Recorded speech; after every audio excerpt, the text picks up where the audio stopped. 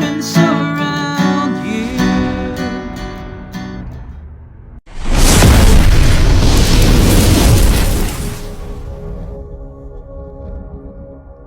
Hello mga ka-idol! So ngayon meron na naman akong ituturo sa inyong napakagandang kanta. Ang title pala nito ay yung This I Promise You by NSYNC. So i-correct nyo na lang ako dito sa komanta kung tama ba yung pagbasa ko nito, no? So itong kanta na to mga ka-idol is make sure na tapusin nyo, no? Kasi sa chorus 2, sa dulong chorus is mag-iiba kasi yung chords niya, no? Mag-iiba, kaya make sure na tapusin nyo tong kanta, no? So dito muna tayo sa strum. Yung strumming pattern natin is magiging dalawang klase. Okay, dalawang klase siya. So ganito muna yung una. Down, down, up, up, down, down, down, up. Okay, so ganun lang. Pag yung chords naman is nasa loob ng open, close parenthesis, ganitong strumming yung mangyayari naman. Down, down, down, up. Tapos lilipat na kaagad. Okay? So malinaw tayo dyan, no? Pag nasa loob ng open, close parenthesis yung chords, yung strum nyo, ganito lang. Down, down, down, up. Lilipat na kaagad. Okay? So dito muna tayo sa intro. So yung intro nito mga ka-idol is D. So intro muna to. So yung D, first string, second string, tsaka third string. Ayan, D, A. So yung A, second string, third, tsaka fourth lang sa second fret. Okay, A. Sunod is B minor. So yung B minor sa second fret nakabar, sa third fret second string, sa fourth fret fourth string, tsaka third string lang. Okay, B minor. Tapos pupunta kayo ng G. So yung G, first string, second string, fifth, tsaka sixth. Okay, G. Yung mga chords na yan is 2 times yung gagawin sa intro. Okay? Sa intro yan. So, ngayon, proceed naman tayo doon sa kanyang whole verse. So, yung whole verse niya rito mga ka-idol is A. So, hindi na natin iisa-isahin yung naturo na natin, no? Para hindi lang tayo humaba. So, ayan. A, B minor, G, tapos A ulit. Yung apat na chords na yan, 2 times yung gagawin. Okay? Pag nagawa nyo ng 2 times, pupunta kayo ng E minor. So, yung E minor, 5th string tsaka 4th string lang. Tapos, pupunta kayo ng A. Tapos, dito na papasok yung D na may open, close parenthesis na. Okay? A na may open, close parenthesis na rin. Tapos, pupunta kayo ng B minor na wala ng open, close parenthesis. Tapos, G, wala na rin. Tapos, isang G minor. So, yung G minor sa 3rd fret nakabar. Sa 5th fret is 5th string lang tsaka 4th string. Ayan. G minor na walang open, close parenthesis. Tapos, A. Okay? A. So, yung buong chords na yan, yung lahat ng chords na yan, 2 times nyo siyang gagawin. Okay? Pero dito sa kakanta, sa sampulan natin, isang beses lang. No? Kasi baka makapirate tayo kapag dinalawa natin. Pero pag kayo na magkakanta, 2 beses yan lahat ng chords. Okay? 2 beses nyo uulitin. So, sasampulan ko kayo dito para mas maintindihan nyo, no?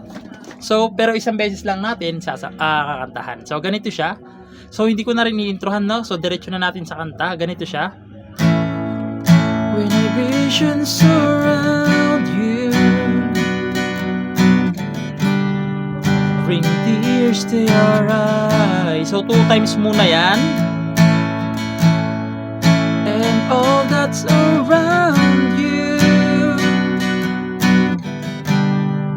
are secrets and lies. Tapos yung E minor naman. I'll give you strength, I'll give you hope. Tapos yung may open, close parenthesis. Step in faith, that's God, the one you should call. You're standing her.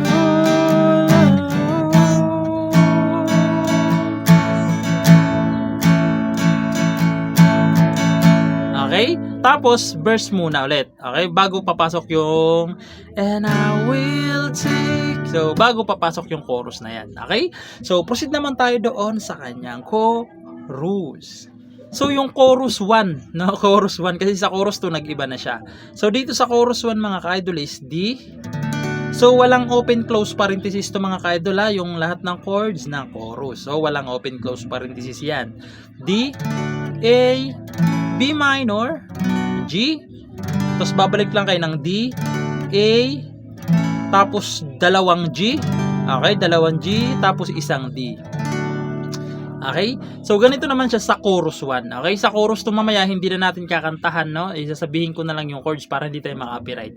So, ganito siya sa chorus 1. And I will take na na na na, and I hold you right where you belong, till the day my life is true. This I promise you. This I promise you. Tapos papasok na naman ulit yung verse. I love you forever. So, babalik na naman ulit doon sa kanyang verse. Pagkatapos yung bumalik ng verse, papasok na doon yung bridge. Doon sa part na over and over I fall. So, papasok yung bridge na yun, okay? So, yun na lang kaagad yung ituturo natin. So, proceed na tayo doon sa kanyang bridge. So, yung bridge niya dito is walang mga open-close parenthesis rin yan. So, E minor, tapos A. Yung E minor, tapos A 2 times yung gagawin. Pag nagawa nyo ng 2 times, pupunta kayo ng D, B minor, tapos G, tapos A. Okay? So, sasampulan ko yung kanyang bridge para mas maintindihan nyo kung paano siya tugtugin. No? So, ganito naman siya sa bridge. Over and over I fall. 2 times muna yung dalawang chords. When I hear you call, without you in my life, baby, I just wanted to live it at all. Tapos, papasok doon yung kanyang instrumental. Okay, so yung instrumental, D, A, B minor, G, D, A, tapos dalawang G. Okay? Dalawang G. Pagkatapos ng instrumental na to, papasok na yung chorus 2. Okay? So, chorus 2. So, ganito naman siya sa instrumental para mas malinawan kayo. No? So, sa instrumental tayo, walang mga open-close parenthesis yan. Ayan, instrumental. Para mas malinaw talaga.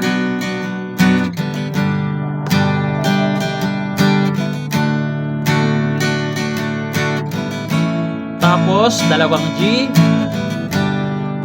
Isa pa. Tapos, dito na papasok yung chorus 2. And I will take you in my arms. So, itong chorus 2 mga ka-idol, take note lang, no? Itong chorus 2, pwedeng hindi nyo na gamitin yung chords na to.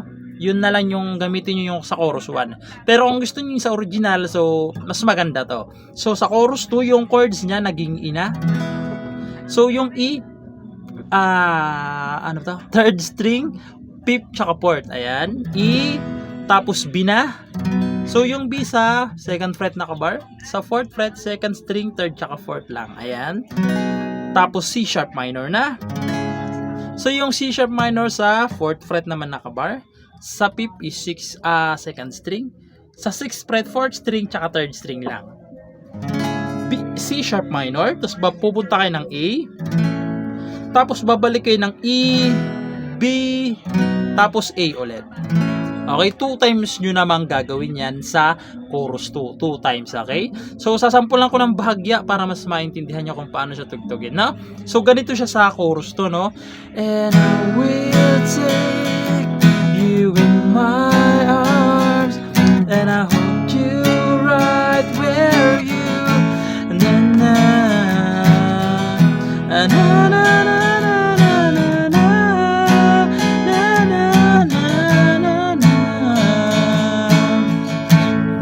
Okay? So, ganun siya sa chorus 2. So, iksian lang natin kasi baka makapiright pa tayo, no? So, ayun lang. Sana nagustuhan nyo itong tutorial natin at sana naintindihan nyo, no?